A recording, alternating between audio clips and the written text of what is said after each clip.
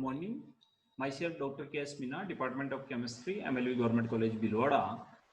MSc Chemistry, third same के environment chemistry वाले जो पेपर है, इस पेपर में हम लोग जो वाटर क्वालिटी के बारे में बात कर रहे हैं। तो लास्ट क्लास में हमने डिस्कस किया था वाटर क्वालिटी के लिए पैरामीटर्स पे, जो हम बात कर रहे थे पीएच, बीओडी, डीओ और टेम्परेचर के रेस्पेक्ट में हमने बात की थी। इस क्लास में हम बात करेंगे कंडक्टिविटी। कंडक्टिविटी क्या चीज है? पहले तो conductivity is a ability of water to conduct the electric current अगर and it's an indirect measurement of the ionic concentration, जिसको बोल सकते हैं कि फ्री आयन कितने हैं उसके अंदर, किसी वाटर में फ्री आयन कितने हैं, और फ्री आयन जितने होंगे उसके हिसाब से उसकी कंडक्टिविटी को हम डिजाइन करते हैं कि कंडक्टिविटी की कैलकुलेशन जिसके द्वारा की जाती है, यानी फ्री आयन्स के बारे में बात करता है। The more ion present, such as that of the carbonate, bicarbonate, chloride, sulfate, nitrate, sodium, potassium, calcium, magnesium, and more electricity can be conducted by the water.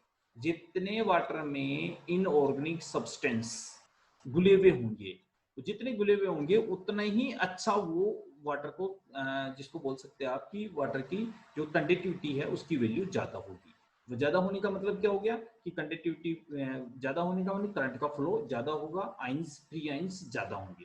Through measurement of the express is micro, जिसको बोल सकते हैं इसको कि micro centimetre में इसको generally इसको करते हैं, और इसकी जो वैल्यू होती है 25 डिग्री सेंटीग्रेड पे मेजरमेंट किया जाता है।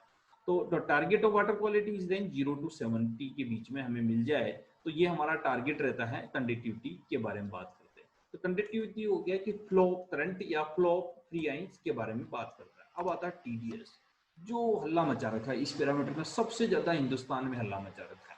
जब भी आपके घर पे आरओ लगाने वाला कोई व्यक्ति आता है, वो आपके पानी को लेता है, थोड़ा सा सैंपल लेगा, सैंपल लेके उसको टीडीएस मीटर में डालेगा और कहेगा साहब 2000 टीडीएस आपका, 2500 टीडीएस, 1700 है, 2000 है, 1800 है, जो भी कुछ होगा वहां का जो बताता है, वो बताते आपको डरा दे।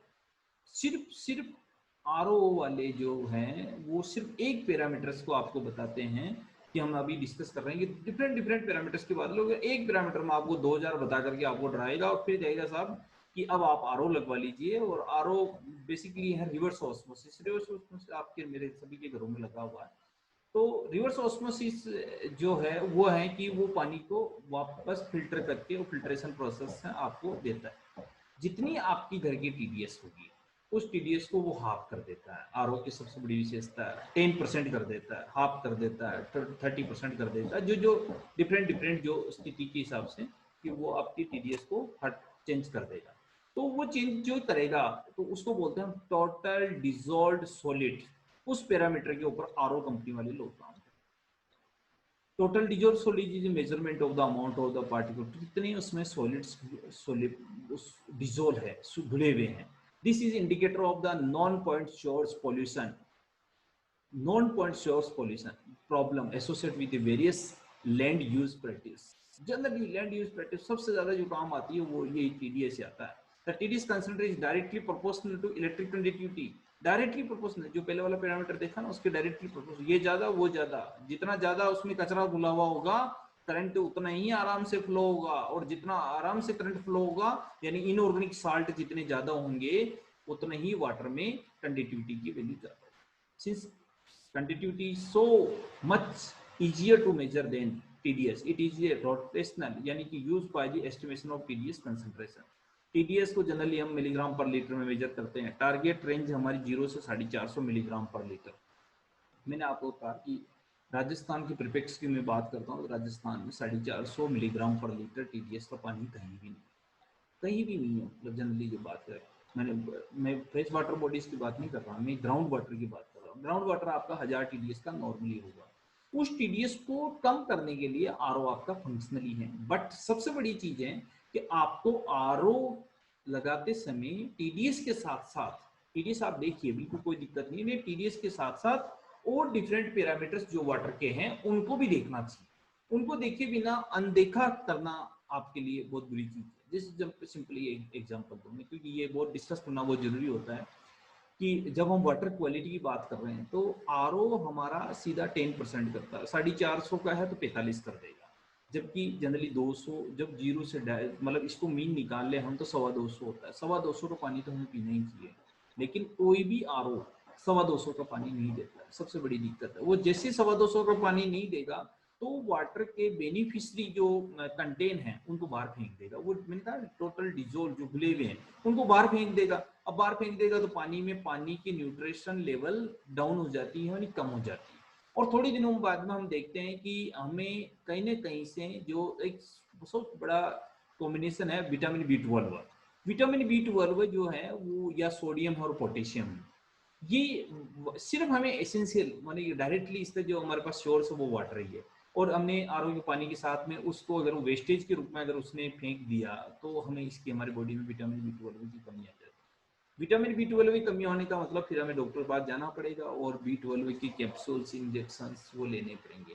तो हम अंधभक्त ना बने, मतलब कहीं ना कहीं वाटर क्वालिटी की जब भी बात की जाती है तो एमएससी केमिस्ट्री का स्टूडेंट अगर इस चीज को डिफाइन नहीं कर पाएगा कि वाटर क्वालिटी की हमारे पास सिर्फ टीडीएस ही एक पैरामीटर है तो वो थोड़ा सा दुर्भाग्य रहेगा।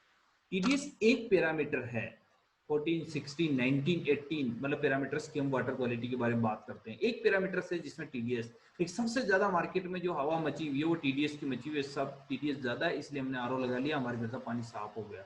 आपके घर का पानी तो साफ हुआ है दोस्तों, साथ ही साथ आपके घर में जो पानी बाहर जा रहा है वो पौष्टिक पानी भी बाहर गया।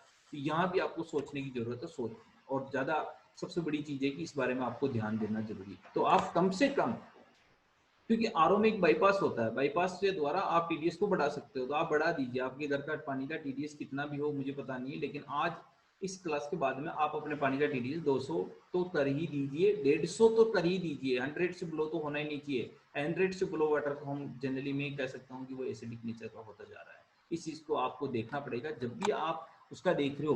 तो टीडीएस जितना डाउन होगा उतना उसका पीएच भी डाउन हो रहा है, इस चीज को नहीं भूलना चाहिए। और जब भी पीएच डाउन हो जाएगा तो वाटर क्या हो गया, एसिडिक नेचर का हो गया, वो हमारे लिए जहर हो गया एक तरह से, जिसको कह दी जाती है सिंपली जो बात करते हैं। दूसरी एक इंपॉर्टेंट चीज, जितने भी सिटीज में मतलब जो कैंपर वाटर सप्लाइज वाले जो लोग हैं वो वाटर सप्लाई कर रहे हैं, वो लोग सिर्फ टीडीएस मेंटेन करते हैं। और टीडीएस मेंटेन करके उनका किसी का भी पीएच, मैं यूनिवर्सिटी बोल रहा हूँ, इनमें से किसी का भी पीएच 7 नहीं, 6.5 से आसपास उनका पीएच है, मानी कि वो टुवर्ड्स एसिडिक नेचर की तरफ उनका मूवमेंट है। तो इससे हमें बचना पड़ेगा। थोड़ा सा सोचिए कि कुछ पानी उसका या मिक्स करके पीजिए, जैसे भी आप करना, लेकिन उस जो टीडीएस पैरामीटर है इसके भरोसे अपने को बात नहीं करना। अगला जो पैरामीटर आता है वो टर्बिडिटी।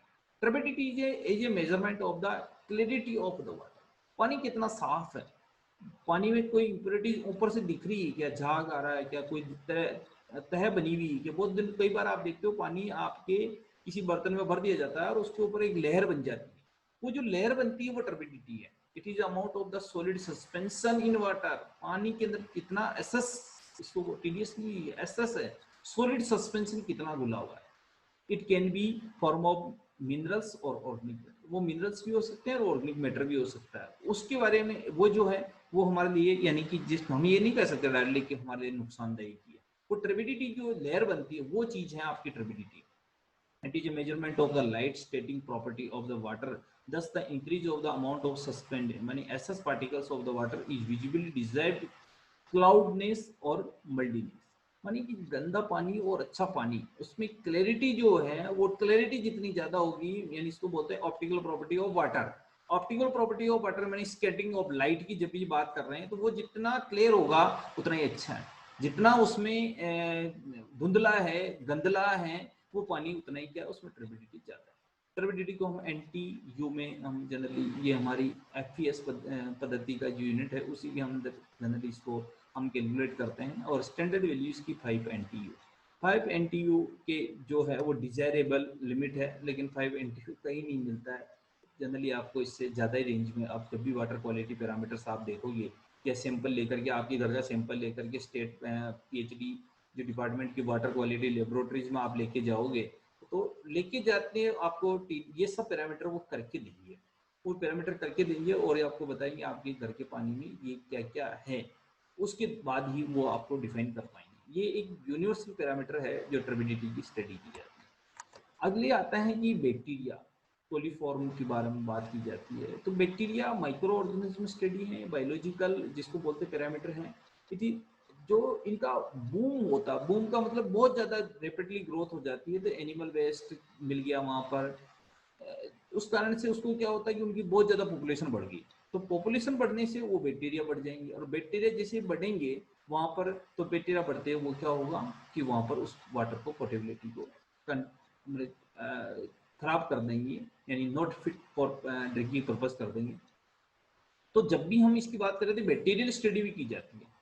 आपके आरओ के अंदर ये यूवी लगी रहती है। उस यूवी का काम है कि वो कोई ऐसा बैक्टीरिया, ऐसा कोई बायोलॉजिकल पैरामीटर्स, कोई ऐसा पार्ट्स अगर आ रहा है तो उसको वहां पर बर्न कर देता है, बैक्टीरिया को बर्न कर देता है। ये यूवी का काम है। यूवी लगी हुई है आपके आरओ में, जहाँ लाइट जली हुई दिखाई देती है।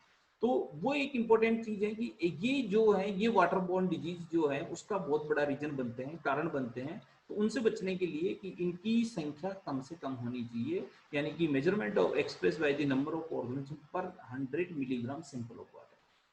100 मिलीग्राम ऑफ सैंपल में अगर हम इसकी स्टडी करते हैं तो 100 ऑर्गेनिज्म पर 100 मिलीग्राम पर वाटर स्टैंडर्ड है। इससे ज्यादा है देखो, और कुछ तो रहेंगे वो जो हमारे लिए बेनिफिशियरी भी है, वो तो रहना ही चाहिए। लेकिन 100 मिलीग्राम पर 100 ml के अंदर 100 माइक्रो ऑर्गेनिज्म है, तब तक तो ठीक है। और 100 से उनके नंबर जैसे बढ़ते हैं, तो नंबर बढ़ने का मतलब क्या हो गया कि वो हमारे लिए वाटर अनफिट होता जाए। तो environmental water quality biological assessment की जैसे बात कर रहे थे हम कि वो तो मॉनिटरिंग जो है इनकी बहुत इंपॉर्टेंट है। May be place one wide measurement of the presence of the numbers, insects कितने हैं वहाँ पर, अलग अलग स्पीसीज के प्रोटोजोआ कितने हैं, प्लैनेट्स कितने हैं, generally within a region the great of the number of taxa from this order better the water quality. मतलब डिफरेंट वाटर क्वालिटीज, मतलब वाटर क्वालिटी में एक बेटर इकोसिस्टम हो, मानी जितना प्रोड्यूसर है उतना डिस्ट्रॉयर अगर वहां पर उपलब्ध है, और उसको फूड चेन प्रॉपरली, जिसको बोलते हैं डैमेज फूड चेन अगर नहीं है वहां पर, तो वो सबसे बढ़िया पानी है। लेकिन जब अगर कोई भी फूड चेन डैमेज है, without the laboratory scale analysis, the individual we can use the biological indicator as a general reading of the water quality such as benthic micro organism indicator जिसको बोलते हैं, बायोलॉजिकल इंडिकेटर बोलते हैं। अगर वहां पर बढ़िया प्लांटेशन है, पौधे अच्छी ग्रोथ कर रहे हैं, एनिमल्स सर्वाइव कर रहे हैं, तो एक ना एक दूसरे का फूड है वो, और एक दूसरे का फूड होने की वजह से वो बैलेंस है। और बैलेंस होने की वजह से हम ये कह सकते हैं कि वहाँ की क्वालिटी एक फर्स्ट अपेरेंस में, हम बिना एनालिसिस के हम ये कह सकते हैं, फर्स्ट अपेरेंस में हम कह सकते हैं कि this quality is fit for drinking. ये हम इसको जनरली कह सकते हैं। Thank you.